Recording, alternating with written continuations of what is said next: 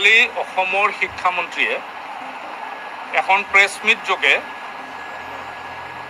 যোৱা বহুদিন ধৰি মেট্ৰিক আৰু উচ্চতৰ মাধ্যমিক শিক্ষান্ত পৰীক্ষা যেহেতু অনুষ্ঠিত নহ'ব, গতিকে কিদৰে ছাত্ৰ ছাত্ৰীক মূল্যায়নৰ ব্যৱস্থা কৰিব এই সন্দৰ্ভত অসমৰ ছাত্ৰ ছাত্ৰীসকল অভিভাৱকসকল যথেষ্ট উদ্বিগ্ন হৈ আছিল। যোৱাকালি এক প্ৰেছ মিট যোগে অসমৰ সন্মানীয় শিক্ষামন্ত্ৰীয়ে দুয়োখন সমিতিৰ সন্মানীয় অধ্যক্ষৰ উপস্থিত কেইবাটাও কথা ঘোষণা কৰিছে। কিদৰে মেট্ৰিক পৰীক্ষা মূল্যায়ন কৰা হ'ব, কিদৰে উচ্চতৰ মাধ্যমিক শিক্ষান্ত পৰীক্ষাৰ মূল্যায়ন কৰা হ'ব, ছায়েন্স আৰ্টছ কমাৰ্চ ভকেশ্যনেল আটাইবোৰ ষ্ট্ৰীমৰ কিদৰে মূল্যায়ন হ'ব, সেই সকলো কথাই কালি ব্যক্ত কৰিছে। আমি সদৌ অসম ছাত্ৰ সন্থাৰ তৰফৰ পৰা এই সন্দৰ্ভত কিছু কথা ব্যাখ্যা কৰিব বিচাৰিছোঁ। আমি সদৌ অসম ছাত্ৰ সন্থাই সমিতি দুখন সমিতিৰ সন্মানীয় অধ্যক্ষ দুগৰাকীৰ নেতৃত্বত সমিতিৰ সকলো শিক্ষাবিদ বিষয়া বা বিভিন্ন ক্ষেত্ৰত কৰ্মৰত যিসকল ব্যক্তি জড়িত হৈ আছিল, তেখেতসকলে যি ফৰ্মুলা প্ৰস্তুত কৰি ছাত্ৰ ছাত্ৰীসকলৰ বাবে ইতিমধ্যে ৰাজহুৱা কৰিছে, এই সন্দৰ্ভত সদৌ অসম ছাত্ৰ সন্থাৰ স্পষ্ট কথা। আমি 5 নম্বৰ দফাটো, যিটো দফাত ছাত্ৰ ছাত্ৰীসকলে এখন মাৰ্কশ্বিট পাব, কিন্তু এই মাৰ্কশ্বিটখন অসম চৰকাৰৰ চাকৰিৰ ক্ষেত্ৰত প্ৰযোজ্য নহ'ব, এই দফাটো সমূলঞ্চে বাতিল কৰাটো আমি বিচাৰিছোঁ। সদৌ অসম ছাত্ৰ সন্থাৰ স্পষ্ট কথা, যিটো দফা এই যোৱাকালিৰ প্ৰেছ মিটত তেওঁলোকে যিখন নটিফিকেশ্যনত তেওঁলোকে উল্লেখ কৰিছে যে এখন মাৰ্কশ্বিট পাব, মাৰ্কশ্বিটখনৰ জৰিয়তে ছাত্ৰ ছাত্ৰীসকলে চাকৰি নাপাব। ই ছাত্ৰ ছাত্ৰীসকলৰ প্ৰতি চূড়ান্ত অন্যায় হ'ব, কাৰণ ক'ভিড পৰিস্থিতিৰ বাবে পৰীক্ষা অনুষ্ঠিত কৰিব পৰা নগ'ল।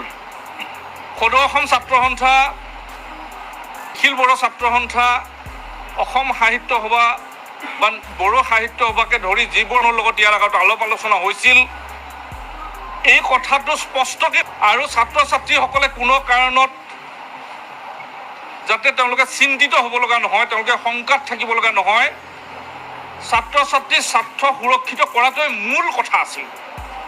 কিন্তু ইতিমধ্যে যিখন যোৱাকালি নটিফিকেশ্যন যি দুখন ওলাইছে, তাত দুয়োখনতে 5 নম্বৰ যি দুটা আছে বিষয়ৰ দফা, এই 5 নম্বৰ দফা দুটা বাতিল কৰাৰ কাৰণে আমি দাবী জনাইছোঁ।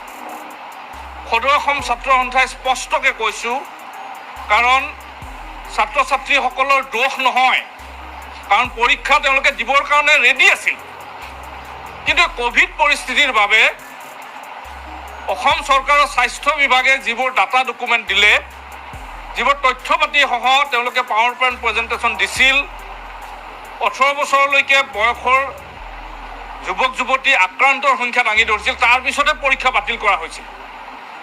ছাত্ৰ ছাত্ৰীসকলে পৰীক্ষা দিবলৈ ৰাজি, তেওঁলোকে এতিয়াও পৰীক্ষা দিবলৈ ৰেডি হৈ আছিল। কিন্তু এনেকুৱা এটা ছিটুৱেশ্যনত এই ঘটনা ঘটিল যে পৰীক্ষা অনুষ্ঠিত নহয়, কিন্তু দুখন সমিতিক দায়িত্ব দিয়া হ'ল।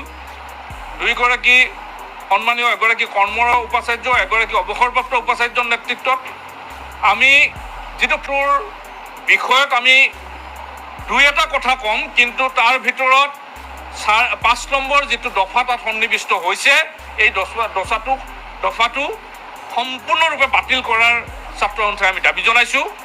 কাৰণ ছাত্ৰ ছাত্ৰীসকল আজি মানসিক দ্বন্দ্বত ভুগিছে। এনে আৰু ছাত্ৰ ছাত্ৰীৰ ওপৰত অন্যায় কৰাটো অনুচিত, যি অন্যায় ছাত্ৰ ছাত্ৰীসকলক মানসিকভাৱে তেওঁলোকৰ স্বাস্থ্যৰ ক্ষতি কৰিব। অসম চৰকাৰৰ প্ৰতি আমাৰ আহ্বান, তেওঁলোকে এই দফাটো পুনৰ বিবেচনা কৰক, কাৰণ ছাত্ৰ ছাত্ৰীসকলে তেওঁলোকে এটা পৰীক্ষা মুখামুখি হ'বৰ বাবে, কাৰণ ক'ভিড অহাটো তেওঁলোকৰ ভুল নহয়। আমি পৰীক্ষা পাতিব পৰা নাই, আমি সময়মতে যদি আমি ফেব্ৰুৱাৰী মাহতে পৰীক্ষা পাতিলোহেঁতেন, আজি এই অৱস্থা নহ'লহেঁতেন। আৰু সেইকাৰণে সকলোৱে পৰীক্ষা পতা কথাটোতে আগবাঢ়ি আছে। আমি সেইকাৰণে স্পষ্টকৈ কৈছোঁ এই 5 নম্বৰ দফাটো বাতিল হ'ব লাগিব। আন এটা কথা, ৰেংকৰ কথাটো উল্লেখ কৰিছে। আমি ৰেংক নালাগে বুলি আমি প্ৰথমৰ পৰা কৈ আহিছোঁ যে ষ্টেণ্ড কৰা যিটো ছিষ্টেম কাউন্সিল সেৱাত আছিল, এইবাৰৰ বাবে এই ক'ভিড পৰিস্থিতিৰ সময়ত হোৱা মূল্যায়নৰ সময়ত এই ব্যৱস্থা উঠাই দিলেও আমাৰ আপত্তি নাই বুলি কৈছোঁ, বা উঠাই দিয়ক বুলিয়ে কৈছোঁ। কিন্তু first division, second division, third division থাকিব, কিন্তু ডিষ্টিংশ্যন আৰু ষ্টাৰ পোৱা কথাটো নাথাকিব। এই কথা কেতিয়াও হ'ব নোৱাৰে, কাৰণ তাৰ আগৰ বছৰৰ মাৰ্কশ্বিট এখনৰ লগত এই বছৰৰ মাৰ্কশ্বিটখন যেতিয়া তুলনা কৰিব, এটা ধৰা পৰা ধৰণৰ কথা এটা হ'ব। গতিকে এই কথা কেতিয়াও মানি লোৱা নহ'ব। তেওঁলোকে এই কথাটো বিবেচনাৰ বাবে অসম চৰকাৰে দায়িত্ব সহকাৰে বিবেচনা কৰিব বুলি আমি আশা কৰিছোঁ। ৰেংকটো নালাগে, কিন্তু যিহেতু first division, second division, third division থাকিব, তেওঁলোকৰ বাবে ডিষ্টিংশ্যন আৰু ষ্টাৰৰ যিটো ব্যৱস্থা আগৰ পৰাই আছে। কাৰণ এই সন্দৰ্ভত ছাত্ৰ সন্থাৰ তৰফৰ পৰা সন্মানীয় শিক্ষামন্ত্ৰী আৰু সন্মানীয় মুখ্যমন্ত্ৰীলৈকে আমি চিঠি প্ৰেৰণ কৰিম। কাৰণ ছাত্ৰ ছাত্ৰীসকলৰ অন্যায় হোৱা এনে সিদ্ধান্ত কোনো কাৰণ মানি ল'বলৈ প্ৰস্তুত নহয়। ভাৰতবৰ্ষৰ অইন যিসমূহ বোৰ্ডে এতিয়া পৰীক্ষা অনুষ্ঠিত কৰিব নোৱাৰিলে, কিছুসংখ্যক বোৰ্ডে 5 দিনৰ বাবে কুৱেশ্যন পেপাৰ ঘৰলৈ লৈ গৈ এনচাৰ স্ক্ৰিপ্ট লিখি জমা দিয়া ব্যৱস্থা কৰিলে, বা আন ধৰণে পৰীক্ষা মাৰ্ক দিয়া ছিষ্টেম কৰিলে। CBSE-কে SSC-কে ধৰি যিবোৰ অনুষ্ঠান, তেওঁলোকৰ ক'তো এনে 5 নম্বৰ দফাৰ নিচিনা দফা উল্লেখ কৰা নাই যে চাকৰি পাবলৈ সক্ষম নহ'ব এইখন মাৰ্কশ্বিটৰ জৰিয়তে। অসমত এনে ব্যৱস্থা কোনো কাৰণ মানি লোৱা নহ'ব। কাৰণ ভাৰতবৰ্ষৰ অইন বোৰ্ডসমূহ এটা ছিষ্টেমৰ মাজেৰে গৈ, কাৰণ এই যি ফৰ্মুলা ইতিমধ্যে প্ৰস্তুত কৰিছে, ফৰ্মুলাত যুক্তি আছে, আধাৰ আছে, আৰু সেইকাৰণে এই ফৰ্মুলাটো একচেপ্ট কৰিব পৰা ধৰণৰ ফৰ্মুলা আছিল। কিন্তু এই দুটা এটা কথা মই কৈছোঁ যে ডিষ্টিংশ্যন আৰু star, third division, second division, first division থাকিবতো, ডিষ্টিংশ্যন আৰু ষ্টাৰ থাকিব লাগে। একেদৰে চাকৰি, এই মাৰ্কশ্বিটতে চাকৰি পাব লাগিব। কাৰণ কোনোবা পৰীক্ষাৰ্থীয়ে যদি আৰু এটা পৰীক্ষা দি তেওঁ এইবাৰ পোৱা মাৰ্কটোত সন্তুষ্ট নহয়, তেতিয়াহ'লে যদি কোনোবাই দিব খোজে, দিব পৰা ব্যৱস্থাটো থাকক, সেইটো আপত্তি নাই। কিন্তু এজন ছাত্ৰ বা ছাত্ৰীয়ে, এগৰাকী ছাত্ৰ বা ছাত্ৰীয়ে এটা বিষয় অধ্যয়নৰ কাৰণে ভাৰতবৰ্ষৰ কোনো এক শিক্ষানুষ্ঠানত অধ্যয়ন কৰি থাকিব, আৰু অহা বছৰ মেট্ৰিক পৰীক্ষা দিবৰ কাৰণে সেই পৰীক্ষা বা তেওঁলোকৰ কোৰ্ছ ৱাৰ্ক বাদ দি ইয়াত আহি আকৌ মেট্ৰিক পৰীক্ষা দিব আহিব, এখন নতুন আৰু পাৰফেক্ট মাৰ্কশ্বিট বনাব আহিব। এই কথা কেতিয়াও হ'ব নোৱাৰে, ছাত্ৰ ছাত্ৰীৰ প্ৰতি চূড়ান্ত অন্যায় হ'ব। আৰু সেইকাৰণে স্পষ্ট কথা, অসম চৰকাৰে এই কথাটো বিবেচনাৰ অধীনলৈ আনক, আৰু এই 5 নম্বৰ যিটো দফা তাত সন্নিৱিষ্ট হৈছে এইটো বাতিল কৰক। এই কথা ছাত্ৰ সন্থাই স্পষ্টকৈ উল্লেখ কৰিছোঁ। মই আমাৰ শংকৰজ্যোতি বৰুৱাক ক'বৰ কাৰণে অনুৰোধ কৰিছোঁ।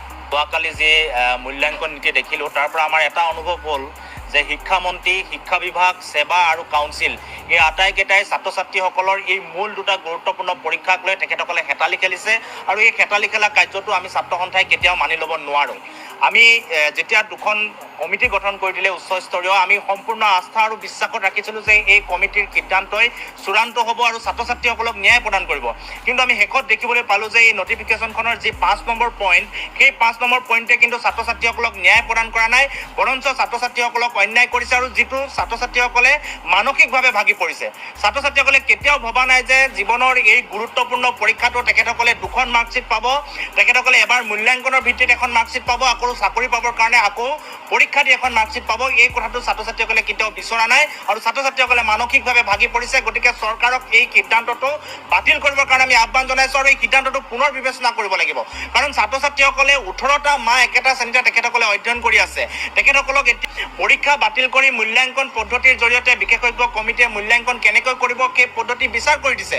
ইয়াৰ পিছত ছাত্ৰ ছাত্ৰীসকলে তেখেতসকলৰ চিন্তা দূৰ হৈছিল যে এইবাৰ এটা সমাধান সূত্ৰ ওলাইছে, তেখেতসকলে আগলৈ আগবাঢ়ি যাব পাৰিব কিন্তু 5 নম্বৰ পইণ্টটো যেতিয়া দিলে যে তুমি যদি কলেজত পঢ়িব বিচৰা এই মাৰ্কশ্বিটখন তোমাৰ কাম আহিব কিন্তু কলেজত যদি চাকৰি কৰিব বিচৰা তেনেহ'লে এই মাৰ্কশ্বিটখন কাম নাহিব এটা নাভূত নাচুত কথা শিক্ষা বিভাগে ঘোষণা কৰি ছাত্ৰ ছাত্ৰীসকলক কিন্তু তেখেতসকলক দুমোজাত পেলাইছে গতিকে আমি এটাই অনুৰোধ জনাইছোঁ ছাত্ৰ ছাত্ৰীসকলৰ এই কণ ছাত্ৰ ছাত্ৰীসকলক লৈ কেতিয়াও তেখেতসকলে হেতালি খেলিব নালাগে এই গুৰুত্বপূৰ্ণ পৰীক্ষা দুটা কেনেকৈ তাৰ ওপৰত গুৰুত্ব প্ৰদান কৰিব লাগে যোৱাকালি শিক্ষামন্ত্ৰীয়ে এটা মন্তব্য দিয়া দেখিলোঁ যিটো মন্তব্য কোনো কাৰণে গ্ৰহণযোগ্য নহয় যে এইবাৰ ছাত্ৰ ছাত্ৰীসকলে যিহেতু ফিজিকেলি পৰীক্ষাত এটেণ্ড হ'ব নোৱাৰিব গতিকে তেখেতসকলে চাকৰি বাকৰিৰ কাৰণে ফিজিকেলি এটেণ্ড কৰি এখন মাৰ্কশ্বিট পুনৰ ল'ব লাগিব এনেকুৱা ধৰণৰ কথা বতৰা কৈছে যিটো কথা বতৰা কিন্তু কোনো কাৰণত গ্ৰহণযোগ্য হ'ব নোৱাৰে আমি এটা কথা এতিয়া অনুভৱ কৰিছোঁ যে বিশেষজ্ঞ সমিতিয়ে যিকেইটা পৰামৰ্শ দিলে যাৰ ওপৰত ভিত্তি কৰি তেখেতসকলে মূল্যাংকন কৰাৰ পদ্ধতি নিৰূপণ কৰিলে সেই মূল্যাংকন পদ্ধতিৰ ওপৰত হয়তো শিক্ষা বিভাগ আৰু সেৱা কাউন্সিলৰ কিজানি বিশ্বাস নাই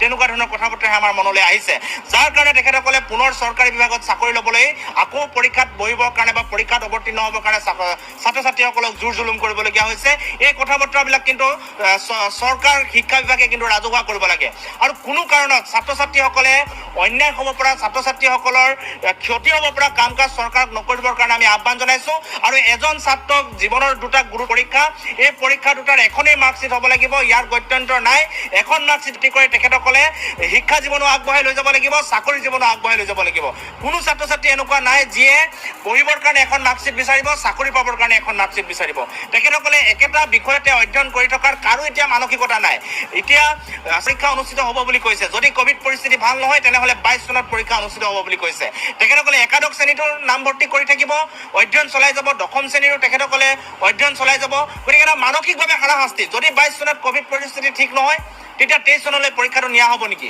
গতিকে ছাত্ৰ ছাত্ৰীসকলক এনে দুমোজাৰ পৰা উদ্ধাৰ কৰিব লাগে এই যি নটিফিকেশ্যনখন উলিয়াইছে তাৰ যিটো 5 নম্বৰ দফা এই দফাটো পুনৰ বিবেচনা কৰি বাতিল কৰিব লাগে আৰু ছাত্ৰ ছাত্ৰীসকলক ন্যায় প্ৰদান কৰিবৰ কাৰণে আমি ছাত্ৰ সন্থাৰ তৰফৰ পৰা আমি আহ্বান জনাইছোঁ